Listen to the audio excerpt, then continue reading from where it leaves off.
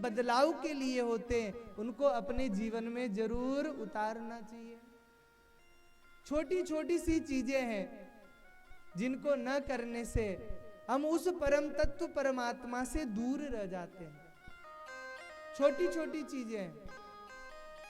देखो, भजन करना कोई कठिन नहीं है। भजन करना कोई कठिन नहीं है। लोगों ने एक हवा बना रखा है कि भजन करना बहुत कठिन है, भजन करना बहुत कठिन है। बहुत सरल है भजन करना।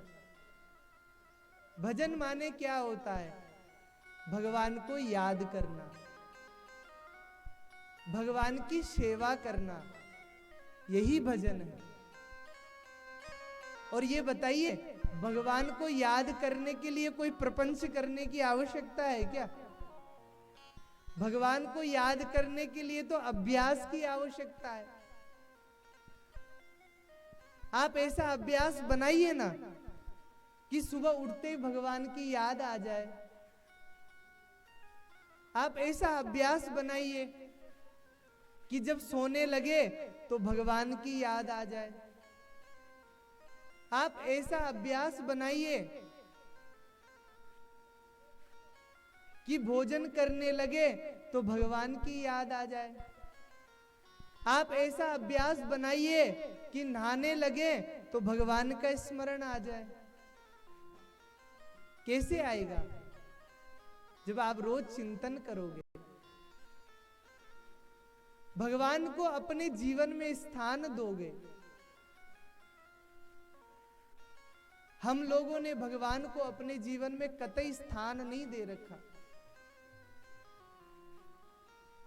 हम लोग अपने को सर्वश्रेष्ठ मानते हैं और यही गलती करते हैं। जिस दिन हम भगवान को अपने जीवन में स्थान दे देंगे, उस दिन भगवान की याद आने लग जाएगी। आप सब बताइए, जो व्यक्ति आपका परम प्रिय होता है उसको आप लोग याद करते हो कि नहीं? बोलो माताओं, याद करते हो कि नहीं? अरे, जो व्यक्ति गुजर जाते हैं उनको व्यक्ति बरसों तक उसकी यादों को सजो करके रखता है। प्रारब्धवश किसी का पुत्र चला जाता है, प्रारब्धवश किसी का पति चला जाता है, पर जब उससे प्रेम होता है, उससे लगाव होता है, तो हम उस व्यक्ति को भूल नहीं पाते। पर भगवान को कैसे भूल जाते हैं?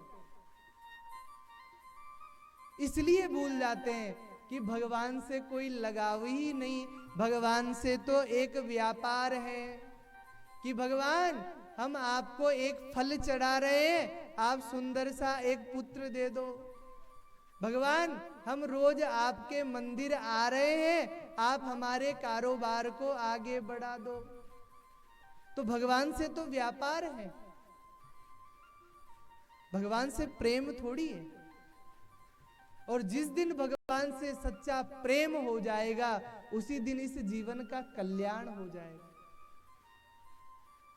अरे, एक दिन वो ऐसा दिन आए हमारे जीवन में, श्री किशोरी जी कृपा करें कि मंदिर जाएं, हमारी सारी कामनाएं समाप्त हो जाए और मुख से निकल जाए कि प्रभु, अब आपसे कुछ नहीं चाहिए, बस आप चाहिए। श्री किशोरी जी कृपा करे, वो राधा रानी कृपा करे, जो एक दिन जीवन में ऐसा ला दे कि सारी कामनाएं समाप्त हो जाए। हम भगवान से मांगते हैं और मांग करके अपनी मजूरी लेकर के आ जाते हैं और हम नुकसान में रहते हैं। भगवान से मांगते हैं ना तो नुकसान, तो भगवान से जो मांगते हैं तो नुकसान में रहते हैं और भगवान को मांगते हैं तो फायदे में रहते हैं। भगवान की बड़ी कृपा है जो हमें शुभ अवसर मिला। देखो, अंतर क्या है भगवान से और भगवान को मांगने में। आपने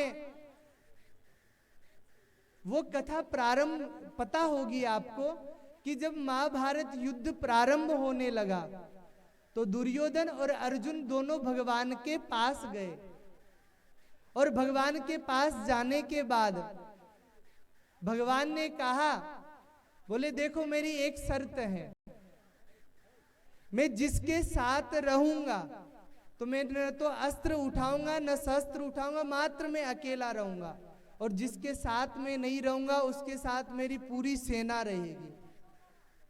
तो दुर्योधन ने सोचा, बोले प्रभु को क्या मांगू मैं, वो तो नियत्ते रहेंगे, क्या करेंगे वो, तो मैं ऐसा करता हूं भगवान से मांग लेता हूं। तो दुर्योधन ने क्या किया, भगवान से अक्षोणी सेना मांग ली। और अर्जुन ने क्या किया, बोले प्रभु आपसे नहीं चाहिए, आपको चाहिए, मुझे आप चाहिए, आपसे नहीं चाहिए। तो विचार करो, जो कौरव 100 थे वो मारे गए, पर जो 5 पांडव थे उनका बाल बांका नहीं